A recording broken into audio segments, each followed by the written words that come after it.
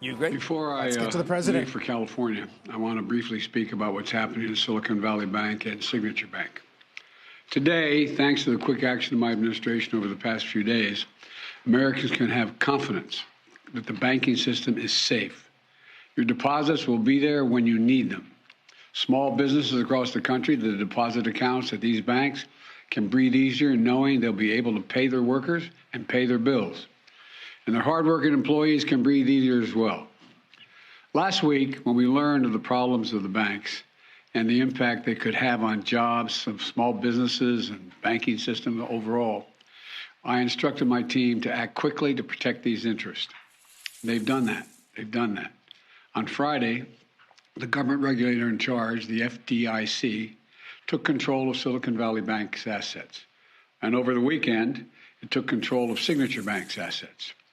Treasury Secretary Yellen and a team of banking regulators have taken action, immediate action. And here are the highlights.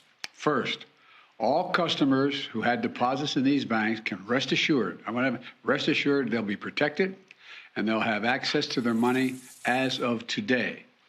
That includes small businesses across the country that bank there and need to make payroll, pay their bills, and stay open for business. No losses will be, and this is an important point, no losses will be borne by the taxpayers. Let me repeat that. No losses will be borne by the taxpayers. Instead, the money will come from the fees that banks pay into the Deposit Insurance Fund. Because of the actions that our regulators have already taken, every American should feel confident that their deposits will be there if and when they need them. Second, the management of these banks will be fired.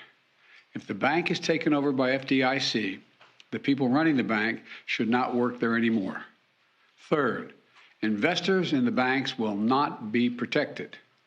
They knowingly took a risk, and when the risk didn't pay off, investors lose their money. That's how capitalism works. And fourth, there are important questions of how these banks got into the circumstance in the first place. We must get the full accounting of what happened and why those responsible can be held accountable. In my administration, no one is above the law. And finally, we must reduce the risk of this happening again. During the Obama-Biden administration, we put in place tough requirements on banks like Silicon Valley Bank and Signature Bank, including the Dodd-Frank law to make sure that the crisis we saw in 2008 would not happen again. Unfortunately, the last administration rolled back some of these requirements. I'm going to ask Congress and the banking regulators to strengthen the rules for banks to make it less likely this kind of bank failure would happen again, and to protect American jobs and small businesses. Look, the bottom line is this. Americans can rest assured that our banking system is safe.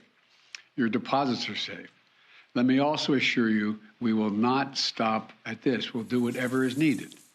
On top of all this, let's also take a look at a moment to put the situation in a broader context. We've made strong economic progress in the past 2 years. We've created more than 12 million new jobs, more jobs in 2 years than any president has ever created in a single 4-year term. Unemployment is below 4% for 14 straight months. Take-home pay for workers is going up, especially for lower and middle-income workers.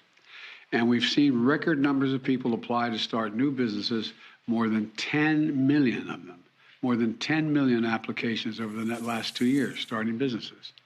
Now we need to keep this progress going. That's what swift action that my administration over the past few years is all about. Protecting depositors, protecting the banking system, protecting the economic gains we've made together for the American people. Thank you, God bless you, and may God protect our troops. See you in California.